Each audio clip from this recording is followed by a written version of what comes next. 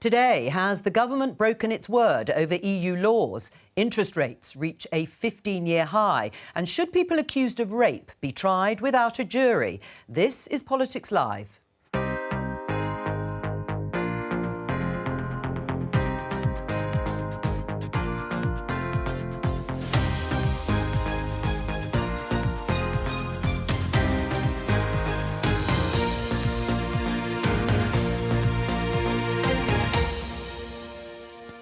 Joining me, Conservative MP Bob Seely, Shadow Justice Minister Ellie Reeves, journalist Ella Whelan and Times Radio's Charlotte Ivers.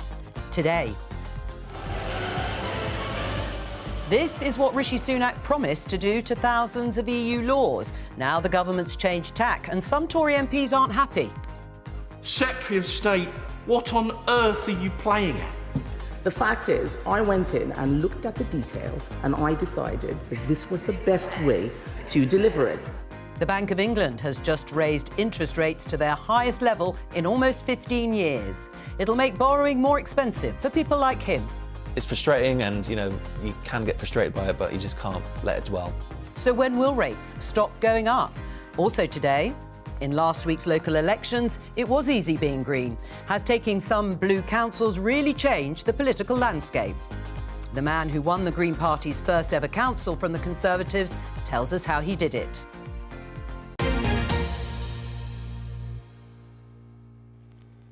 Welcome. Let's start with this headline in The Times. Flying the nest is for the birds. Half of under 25s live at home. Yes, this is due to recent census figures that have just been released, saying that more than half of those aged 24 or under in England and Wales still live at home. And many are too poor to strike out on their own. Does that mean, or should it mean, Bob, that 25-year-olds should be living elsewhere? Look, it'd be great for people who want to live at home to stay at home, and if you want to live outside home, that's your choice.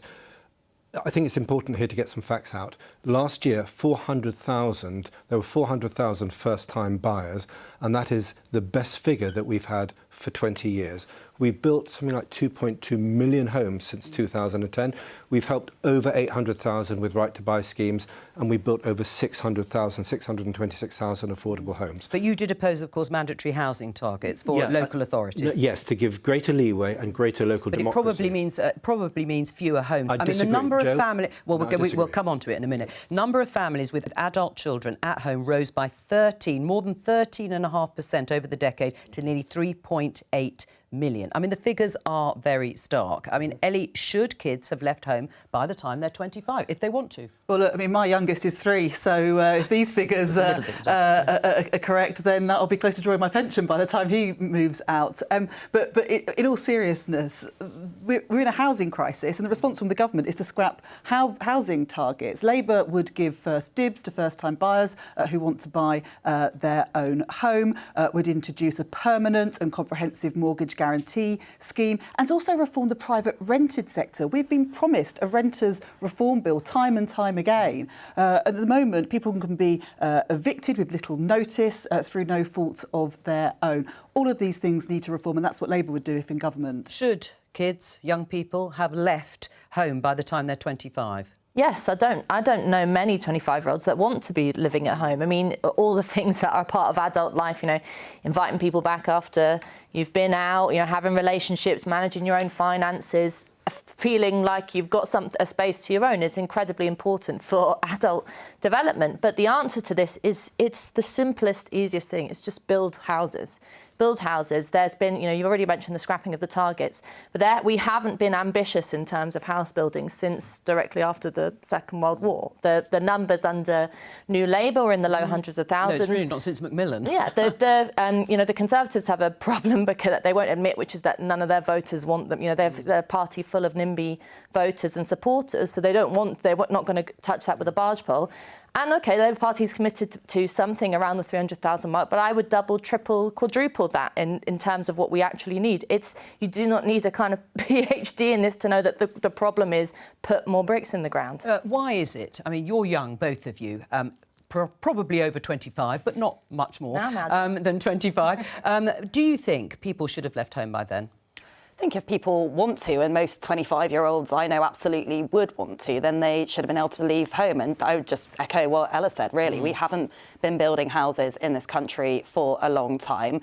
When you see policies coming from the government, purported policies, proposed policies, they tend to be on the demand side. You tend to have, I don't know, an extension of Help to Buy being touted. Well, OK, all very well and good, but if you don't have an increase in supply, that's just pushing house prices up again, and that doesn't get us very far. Right, very briefly, because we'll come back to this. Charlotte makes a really good point there. One of the big problems is not the fact that councils don't give permissions, it is that the top 10 developers who hold 70% of permissions don't build out. There are 900,000 outstanding planning permissions in the UK, and one of the things that the so-called NIMBYs want actually is to force the developers to build more of their permissions. I know, but it hasn't happened, has it? It No, hasn't happened we've up got to until now, make and it as I happen. say, we're That's going to the come point. back to it, because actually if things are difficult enough in terms of trying to get onto the housing ladder, then it's been quite challenging for people who have mortgages. We've just had the latest interest rate rise from the Bank of England. It's gone up, as expected,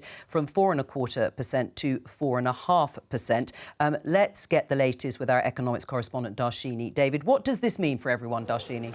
Well, Joe, it's a tricky one, isn't it? We all know that prices are up on average by 10% over the last year. It's really painful choices being made, but actually combating inflation includes some very painful action, because what we've seen, as you say, that increase in interest rates is going to mean instant pain for 1.4 million households who are on variable or tracker rate mortgages. Those monthly payments up on average by between £15 and £25. There's a further 1.8 million households who are coming to the end of fixed-rate mortgage deals this year. They're having to remortgage, and that's where the real sticker shock comes in, because those interest repayments will have at least doubled compared to what they're used to. So there's more pain in store. Why are we doing all this? The Bank of England says inflation has stayed higher for longer than it had expected. So this is the highest, as you say, in 15 years.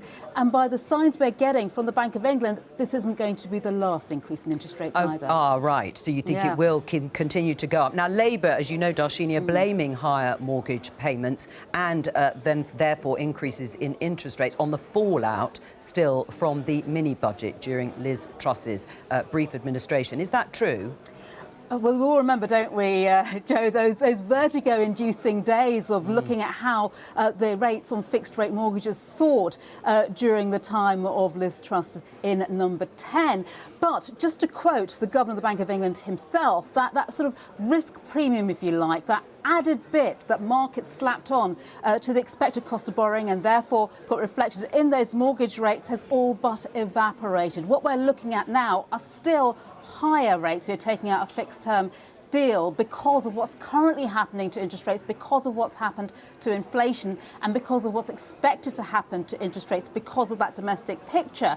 But that sort of riskier outlook for growth, for inflation that we had in that era has gone away. So that little bit extra has gone, but yes, we're still looking at a pretty painful picture. Darshini David, thank you very much. I mean, we've just talked about cost of living in the fallout from the local elections, which were very poor for the Conservatives. Listening to this again, how does an increase in interest rates help people with cost of living? Look, it's incredibly painful. Everyone's mortgage is going to go up, including mine. And you know, everyone watching this programme is probably going to be paying higher mortgages. The answer to that is we've got to get inflation down.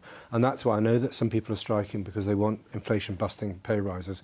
We need to get inflation, the cost of living, down for everybody, because every time everyone goes to the shops, they're paying more until we can get inflation down. Our aim is to halve it. Hopefully we're going to be doing that by early next year. I hope this is, if not the last, then the penultimate interest rate rise. But we need to get inflation. We need to get the cost of living down for folks, for everybody. But that's why we're spending £94 billion in a support package on energy, on cost of living. I'm going to come to you, Ellie, in just a moment. But listening to Bob, I mean, you could be potential Conservative voters or Labour voters, of course. Listening to what Bob has said, does it fill you with any reassurance? No, it's really irritating to hear you use words like we and everyone as if this is sort of like, this current economic crisis we're in at the moment is just something that happened like the weather. and that we all just have to kind of chip in to make it right. I mean, it's short-sighted by Labour to suggest that this was all just down to Liz Truss's mini-budget, as bad as that was, because this has been a problem that's been years, decades in the making. And during the pandemic and the successive lockdowns, the government decides to print loads of money to tinker around with all the things that have caused inflation, and raising interest rates hasn't done anything to lower food prices. So basically, it's incredibly unfair that all the normal people at home are just being forced to pay for government inadequacies. So please stop using words like we and everyone and as if we're one big family doing this, because that's nonsense. What's your personal experience then, Charlotte? Well, I think it's essentially going to be no fun, and Bob has set out very clearly why that's going to be. And listening to you speaking there, it sort of reminded me of a very good article I read in The Economist a few weeks ago, which talks about the idea that people became Conservative voters not because they suddenly became very rich, but because living the lifestyle of a Conservative voter suddenly became very cheap. Money has essentially been free for the last 15 years or so. So you can get your house on a nice big mortgage. You can get your nice car on rental. You can go on your foreign holidays because you've got more disposable income. We've all been living these lovely lives, relatively speaking, because of the cheap availability of money. Now that is changing, and as Ella has said, there's a lot of debate about whether it should have changed a bit earlier. And if I was a Conservative MP, sorry Bob, I think I'd be pretty nervous about that. What would Labour do? I mean, if you listen to Andrew Bailey from the Bank of England, he's actually said he's pretty sure his judgment would be that the sort of Liz Truss premium on that mini budget has pretty much gone now. We're back to where we were before and would be in sort of international comparisons. But do you think of all those people that have come off fixed rate mortgages after that mini budget with those huge hikes in interest rate? I think sort of like the collective additional mortgage bill has been over £1 billion. So it has hit people. But the reality is this has been a low growth country for far too long under the Conservatives, and people feel as though they are worse off than they were 13 years ago. We haven't had the sort of growth that other comparable countries have seen. We haven't had that investment, and people do feel worse off. In the local elections, out campaigning up and down the country, people were saying they felt worse off. And where was the Conservative offer to them? We had a budget recently where the tax giveaway was for the richest 1% through their pension pots. What's your offer? How would it change the situation right now? Well, to start with, one of the things that we have said is that have a proper windfall tax on the energy companies, and that will pay for a freeze in people's council taxes, putting more money in people's pockets. All right, I mean, you've talked about these billions. Just a bunch of points, some party political, some quite serious. We have a 75% windfall tax already. Any more will shut down North Sea oil. We already half the £94 billion support package for every household, worth about £3,300 to every household. Why is inflation so high? Is being paid. Why I'm going to come to that, Joe. 10% higher than other comparable countries. Let me just come to that. Half that windfall tax is paying for half the support package for families for last year and this year. Which is peanuts. It has to be said, for individual families. It's peanuts. It's £3,300 per household. If you think that's peanuts, that's fair enough. It is. To answer your points about inflation, I think there are three reasons.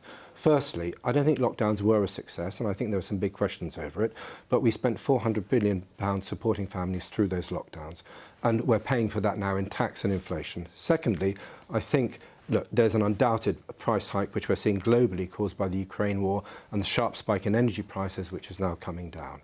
Okay, and thirdly, it's not the most important reason, but I do think the Bank of England called cheap money and called the interest rates rises a little bit too late and didn't nip it into the bud. That's not the most significant reason, but if you're looking at three structural reasons, those for me are the three structural reasons why we are stuck with higher inflation, which we're seeing everywhere throughout Europe. More than anyone else. But a little bit more now, because we spent £400 billion on COVID, we're spending £94 billion supporting families. Bob, we've heard it.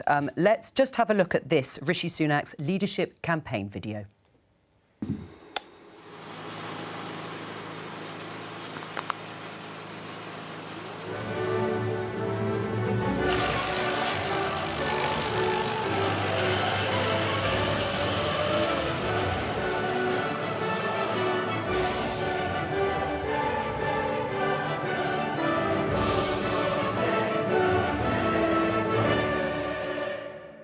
Yes, it was rather eye-catching. Boxes of EU regulations dumped into a shredder, as you saw there. Rishi Sunak pledged to repeal all of them in his first 100 days as leader. But the government, as you heard in the headlines, has now ditched that plan. And this was Jacob Rees-Mogg, Conservative MP and former Minister for Brexit responsibilities, on the Today programme.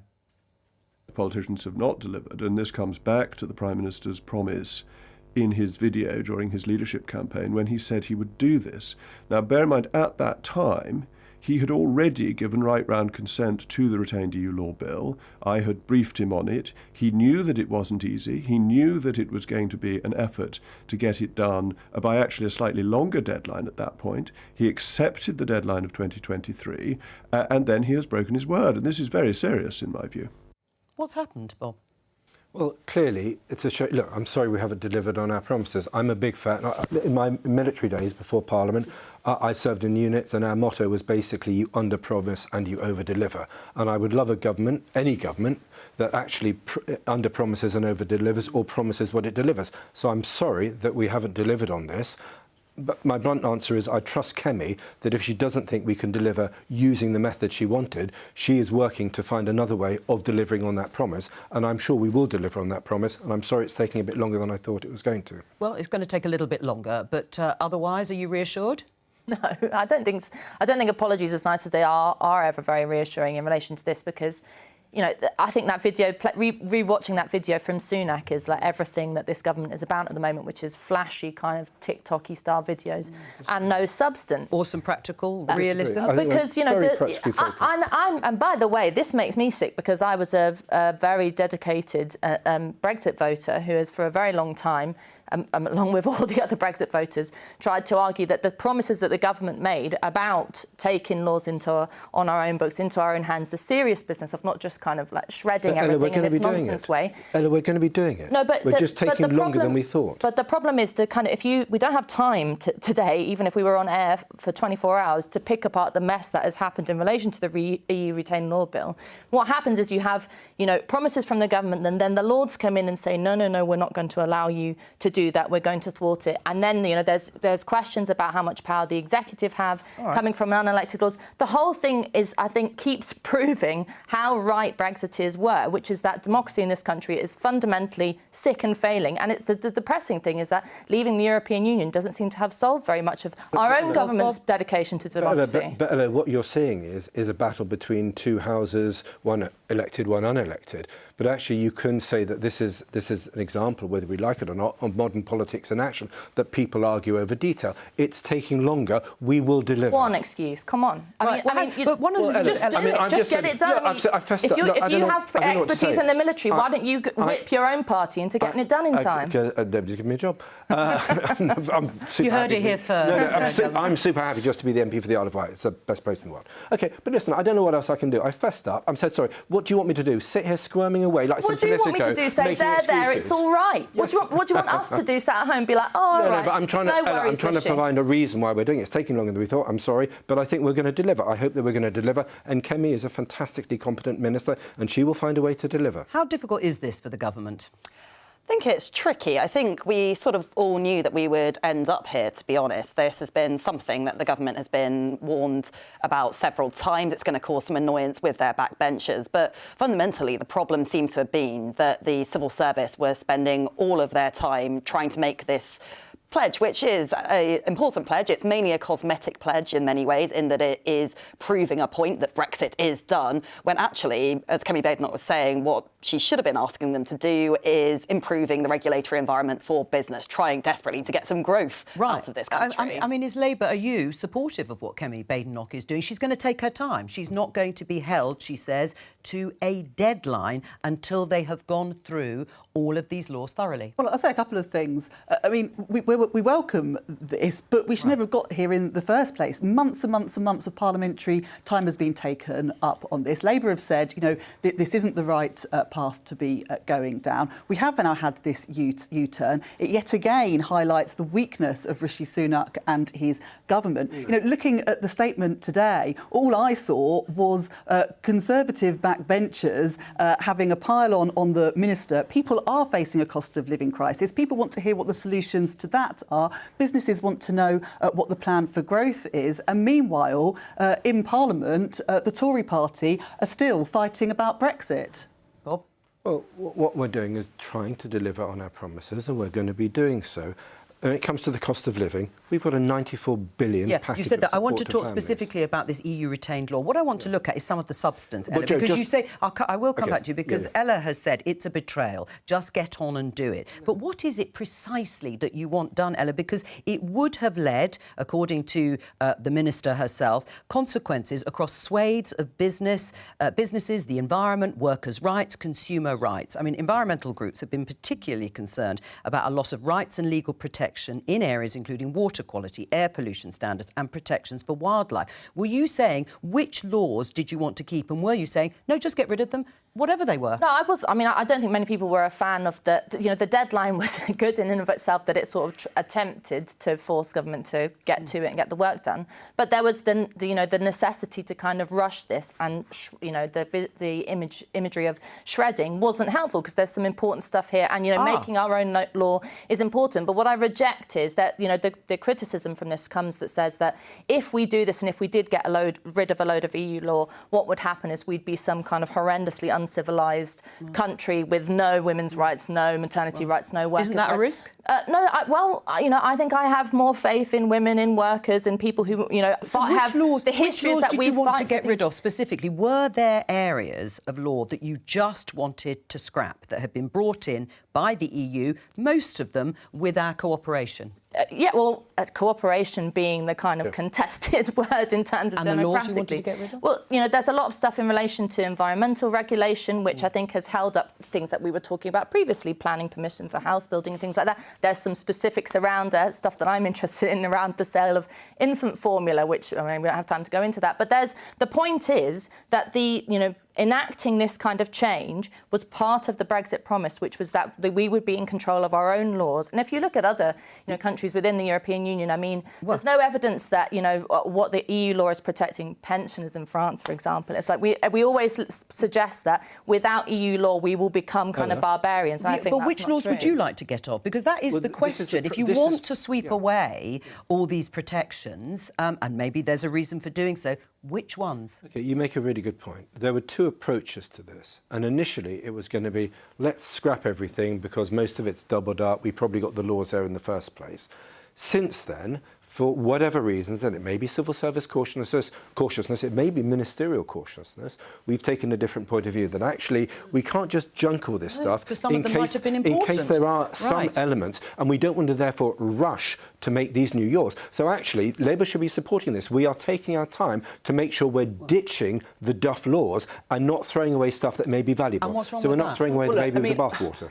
Look, I think that it's really important that we get this right. I was an employment rights lawyer for years before coming into Parliament, and a lot of our employment law derives from the European Union. So a massive concern is this all just gets chucked out under a sunset clause without much thought given to then, what happens next. So you're welcoming this? So the point is that we've spent months and months and months of parliamentary time, as I said, discussing this, when we should be getting on with dealing with the cost of living. And now we've got But you have said you do back this in principle, and that there would be some laws perhaps that could be dumped. Well, I mean, we need to look at the detail of that, but we've gone from 4,000 laws going to be disappearing to now civil servants being told to come up with 600, and all the while the Conservative Party are fighting amongst themselves. It's not good governance, and it's not good for our countries. Businesses have no certainty around what's going to be in and what's going to be out.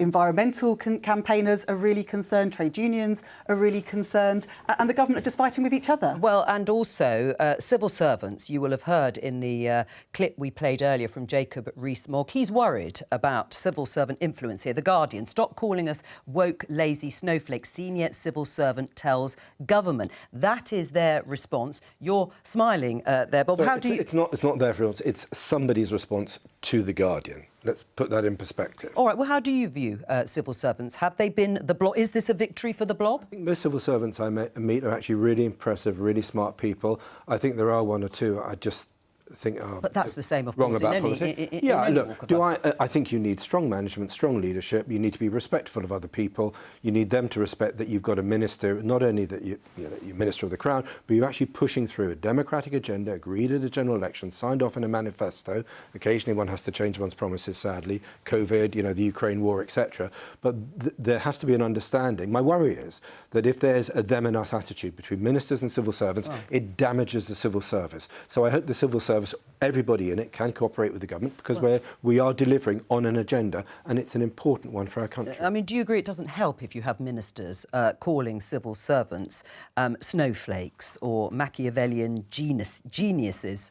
No, it's not helpful. And at the end of the day, the buck lands with and stays with the government. But I think sympathy among those of us who are watching programmes like today for the civil service is waning, because you can see, I don't know about snowflakes and woke and all the rest of it, although there is questions as to what kind of discussions are being had within the civil service around gender ideology and, questions around diversity training. But, we know that failures in relation to how, Windrush scandal was handled, how the departure from Afghanistan was handled, was at least in part down to things like civil servants working from home, there not being a kind of a coherent, proper working environment there, which maybe it's the fault of the ministers that they were working under it, maybe it's the fault of the atmosphere there, but something's going on. There's something to discuss at least. How would you see the relationship at the moment between ministers, government and the civil service?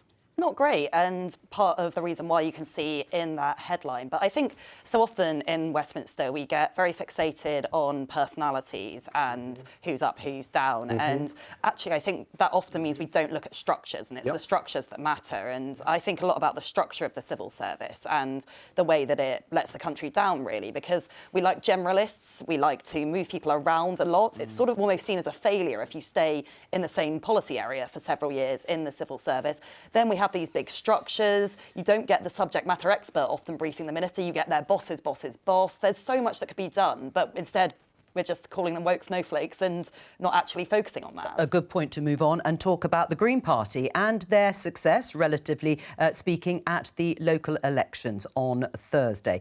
We can show you a graph showing their support, but they were certainly celebrating after this set of results because it was their best ever. You can see certainly in the last few years, support for them and the percentage of seats won in election results in England, local elections that is, has steadily gone up since 2015 and has reached its height in 2023. They're not, and they didn't in this particular set of elections, just take seats from Labour in urban areas. They actually won quite a lot of support in rural Conservative areas, traditional Conservative areas. Let's talk to the Green Party leader designate of Mid Suffolk District Council. It's the first time the Greens have held a majority on a council. Andy Mellon, congratulations to you.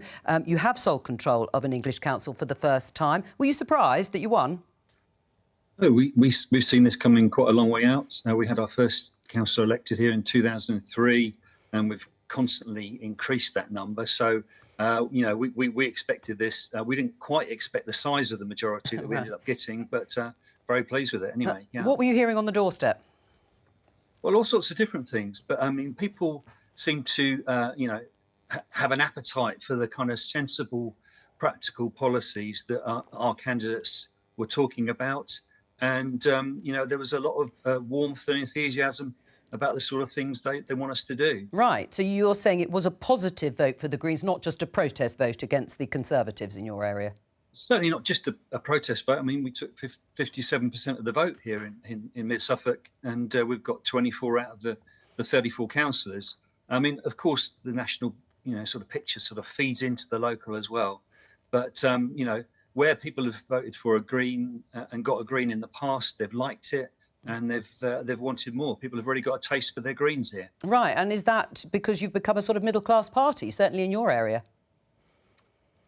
Say we're middle class particularly, but we people in Mid Suffolk are pretty sensible, and they like the sort of the policies we've been putting forward, those have gone down well. Right. We'll talk about some of the individual policies in just a moment. Well, listening there to Andy, they like their Greens, to coin a phrase, in Mid Suffolk. Are you worried? I like my Greens, but not politically. I would just say, Andy, well done. I mean, I don't know if you are a protest vote or not, because I haven't seen your local agenda.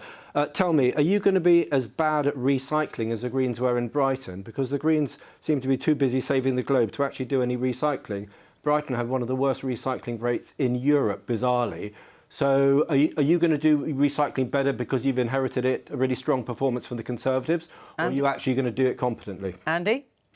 Well, I mean, our recycling rates here in Suffolk are pretty high already. Okay, we think we can do better. We're actually waiting for the government to come out with their latest set of, suggestions in terms of how we can increase recycling and have the same sort of system right across the country. That was delayed, I think, before the local elections, and that needs to come out, and we need to see what they're planning. We'll come down to the Isle of Wight, because our domestic recycling, under a Tory leadership 12 years ago, we put it in place, has got 98% recycling, and we safely incinerate the 2% and use it for electricity, and we're about to use it for steam for our hospitals. If you come down and want to see best practice, come to the island. Right, well, there's an invitation. Yeah, but why do you think people turned away from the Conservatives in protest? Look, I mean, you think it's a protest vote? Yeah, look, I mean, you've heard Andy saying it's a positive. Again, I will, be absolutely honest about this. We governed badly. We didn't govern as well as we should have last year. We got punished.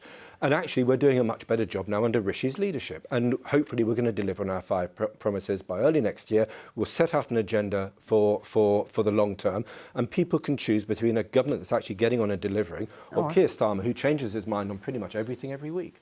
Right. Well, what about Labour? Why didn't you actually capitalise on... It might have been a protest vote. It might have been a positive vote for the Greens. Labour didn't maximise out there, did it? Well, if you look what happened in Brighton and Hove, for example... Different area. This is a more urban area. It is a more urban area, but if you look what happened there, the Greens had a minority administration, 20 councillors. I think they've gone down to 7 or 8. Labour is now in control of Brighton and Hove Council. And I think, on the doorstep, people are listening to Labour's green agenda, the Green Prosperity Plan, the plan to insulate 19 million homes, tripling solar energy, moving to renewable energy by 2030, the Great British Energy Company. We've heard the manifesto at the time of the local elections, but yes, I hear you. Charlotte, is this a big challenge, do you think, this set of results for the Greens, that people have got more of an appetite for the Green Party, certainly locally? Certainly locally, they do seem to, particularly in the southeast of England. And it's fascinating watching it, actually, because you've got all these Conservative MPs who were sitting, some still are sitting on these massive majorities, these really safe seats. And they're all panicking now about the Greens and the Lib Dems. And to be honest, it makes me a bit nervous, because what a lot of these MPs are seeing and saying is that this is because they are building too many houses, and people are voting Green because they are unhappy that somehow the Conservatives are building too many houses. So I'm worried we're just going to get even fewer houses built now. I'll come to you. Well, Andy, do you want to respond to that? Because that is the accusation. Anti-growth party, Green Party opposing plans for housing developments in your area. Well, we certainly didn't stand on a kind of NIMBY agenda, but there's certainly a feeling in communities here that, planning is something that has been done to them rather than with them. And we certainly want to involve people much more in the process of deciding where homes are built. And people are much more positive about them. We do have a housing crisis now. It almost feels like it is time for some sort of special measures. It almost feels like we do just have to push things through. I know people don't want lots of houses built in their local area, but people have to live somewhere. And I almost think we have to just say, OK, let's rip it all up. Let's have some targets. OK. Andy, well, now I'm going to get Andy to respond, and then I'll come to Ella. Andy? Is it a housing crisis or more an affordability crisis? That's my question. Yeah, and both would be improved by building more houses. And certainly building more social homes. And that's something we're going to be doing here in Mid-Suffolk within the constraints that the government allows us to do, which I would certainly lobby to change. Ella, are you a fan? No, I'm not a fan. I mean, the fact that we started off by a kind of row about recycling, I think tells you everything you need to know about the Green Party, which is, you characterised it, Joe, as a middle-class party, the anti-growth party. I think that's generally what most people see, which is at a time when you have an energy crisis, a time when you have a cost of living crisis, the Green Party's main narrative, if I can sort of, paraphrase it, is we need to do less to save the planet. We need to consume less. We need, it's anything in relation to making people's quality of life. Conservatives liked it, and I didn't quite characterise it, but I said that's what people are saying. about the Greens' success in terms of being a middle-class party or an anti-growth party, but Tories liked it there. Yeah, in that particular area, I think this is where the story in Brighton tells quite an important story, which is that in Brighton and Hove, you have much more working class voters who, are not going to be particularly happy with a party that comes along and says, have you washed out your tin of beans and put them in the right box, rather than talking about building houses or getting more jobs, all the rest of it that is meant to be about growth and making people's quality of life better. You're shaking your head, Andy. Well, the situation in Brighton is complex. Greens stepped in there where the Labour administration fell apart. And they stepped up and they made some very difficult decisions. And of course, people have punished them maybe for that, but they certainly weren't frightened of doing the right thing there. And what do you mean the right thing? Well, making difficult decisions. And certainly in terms of what we're going to try and achieve here, we're not going to shy away from difficult decisions either. Like what? Climate change is coming at us like a runaway train. We're doing very, very little to slow it down. And not all growth is good. We talk about growth as though... You tried telling that, using the kind of climate change stick to beat, a family who's living in a family of 7 people who are living in some kind of, particularly in Brighton Hove, falling down accommodation because you say, we're not allowed to do anything, and certainly we're not allowed to build homes, and certainly we're not allowed to get cheaper energy. Well, let Andy respond. There's a reason why that's unpopular, Andy. We're not going to go around telling people what to do, but if we can make it easier and safer and cheaper for us to do the right thing, then people will choose to do it. Andy, Mellon, thank you very much for joining us to talk about the Green Party's success at the local elections. We're going to talk about something completely different. This headline in the Daily Telegraph: jury-less rape trials will go ahead despite legal boycott, says Scottish Justice Secretary. So it is going to go ahead with the pilot despite the fact that there has been a unanimous boycott by Scottish lawyers highlighting opposition to the plans, which some say impacts the right to a fair trial. Campaigners backing the idea point to the fact the conviction rate for all crimes in Scotland is 91%, whereas for rape it's just 51%. And they're saying that this is partly because juries are badly affected by rape myths and misconceptions. Let's talk to Rape Crisis Scotland's Sandy Brindley. She joins us now. Sandy, unanimous boycott of this by Scottish lawyers. Doesn't that make you pause?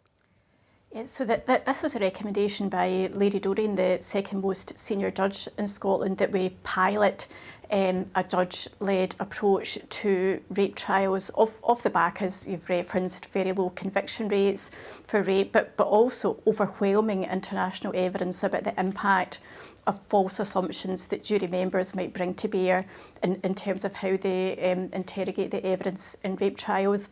I think it maybe has been a little disappointing. The response was seen, I don't know if it's unanimous from the legal profession, but there have been many voices really using quite inflammatory rhetoric in relation to this proposal, whereas what I think we need is a reasoned debate in Scotland about why our justice system fails so many women reporting rape. Right, I mean, there would be agreement with that point, but do you agree that it is a very drastic step to take?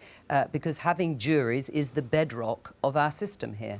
I think nobody would dispute it. It's absolutely paramount. The accused in Scotland has a right to a fair trial, but a fair trial does not necessarily mean a jury trial. That I think what we all want is a fair and objective assessment of the evidence being laid in these trials, and I think there's sufficient evidence that that is not happening with juries that really led to Lady Doreen recommending this pilot, and I think it's something we should try and see if it does make a difference. It does not in any way change the presumption of innocence or affect the burden of proof in these cases. Sandy, stay with us. Ellie, what do you think? Because Labour is saying, you have been saying on the record, rape has effectively been decriminalised in England and Wales.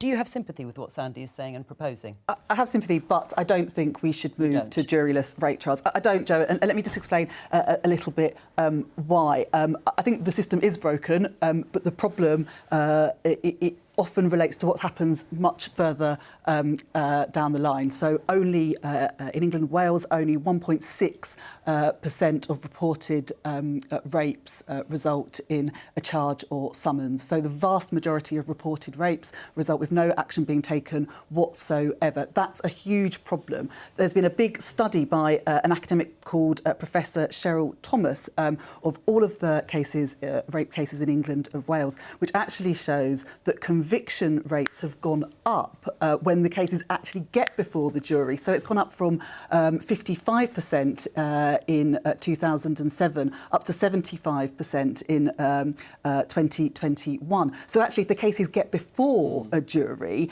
they are more likely to convict. But the problem is these cases aren't getting to juries. And when they are, victims are waiting 3 to 4 years for their cases to get to court. And that often results in victims pulling out of their cases, an attrition rate of about 41% in rape and serious sexual violence. So there's a huge number of problems that need to be solved. And the government's inaction on this has frankly been shameful. But I don't think that jury list trials is the right solution to the problem. Bob, do you think it's worth giving a go, trying it, as Sandy says? Well, they're welcome to try it, but I'm very wary about losing the jury system because it's been with us for centuries. Actually, the government, as you know, has had conducted a rape review, and the government has taken specific measures. So to say that the government is inactive is simply not true. Well, it's improved very slightly just recently. No, I mean, look, there are some complex issues here. One is, in part because of COVID, but in part because of the time it takes to bring people to justice, the critical thing is to get rape victims to stay within the criminal justice system. So that has been one of the focuses of government. It's to get video evidence, to use video evidence, which is now happening. As a result of these and other measures, there's a doubling of rape referrals by the CPS, and from a low base, there is a tripling of convictions. So we are heading in the right way. But the way to deal with this, if there are rape myths that people on juries believe, it is to challenge those myths, either using the judge at the beginning of a case or society. You look at a police force like the Isle of Wight. Let me just say very briefly. Very briefly, because we haven't got long. Domestic violence was something that was underdealt with 20 years ago. It is now the #1 police task on the island and in many other parts of Britain as well. Right. I mean, are you persuaded in any way by the idea, Charlotte? I'm not. I agree with Ellie. I think that, to be honest, rape in this country has become all but legal. That rate of charge and summons, it's just ridiculous. It's less than 2 in 100 cases just don't even get to a court. And that is the thing that needs fixing, really. And you don't want to change in any radical way to look at a pilot like this, would you? No, it's an incredible slandering of the Scottish public to suggest that they are incapable of coming to a trial like this and being on a jury and giving someone a fair trial. I'd completely reject that. I imagine most people in Scotland would let me as just get Sandy to answer that. What do you say to Ella on that point? Yes, I think we're not necessarily talking about prejudice. I think there is no doubt there is some prejudice. There's prejudice in the Scottish population, which the jury pool is drawn from. So it would be naive to think that there aren't sexist attitudes, for example. But I do think in the main the issue is false assumptions about rape that jury members are bringing to bear on the decision making. So, for example, assumptions about fighting back or physical injury, and that is the issue that's been played out. And that there is particular issues with conviction rates in single complainer rape cases. So that the figures quoted from Cheryl Thomas's research, I do think need further interrogation because they include the rape of children and where there's multiple complainers. What we're looking at in Scotland is a pilot for single complainer rape cases where we know the conviction rate is much lower. Right. Are you surprised by the fact, I mean, no one on this panel agrees or supports the idea. You've said, and we've talked about a sort of unanimous boycott, or certainly a lot of people in the legal profession in Scotland. Are you surprised by the wealth of opposition to what you're suggesting? Yeah, I mean, I think in terms of the legal profession, it's very much the defence bar is opposed to this, and the defence bar's job is, of course, to get their client acquitted. But I hope that we can have a reasoned discussion in Scotland about how to improve justice for rape survivors. I don't think this is the only solution. That the points that your panel have made have been really valid about the barriers to cases getting to court in the first place, the delays. So we definitely need to increase the procedural justice, the experience of the process. But unless we look at the issue of jury attitudes, we are not going to improve substantive justice, which is an actual outcome to the court case. Sandy Brindley, thank you very much. We've only got 20 seconds left. You're not persuaded at all. I want to see specialist rape courts. I think that will solve more of the issues. And you aren't either. So we're going to leave it there. That's all we have time for today. Thank you to all of my guests for joining me and keeping me company. I'll be back tomorrow with Politics UK at 12:15 here on BBC Two and on the BBC iPlayer. Bye-bye.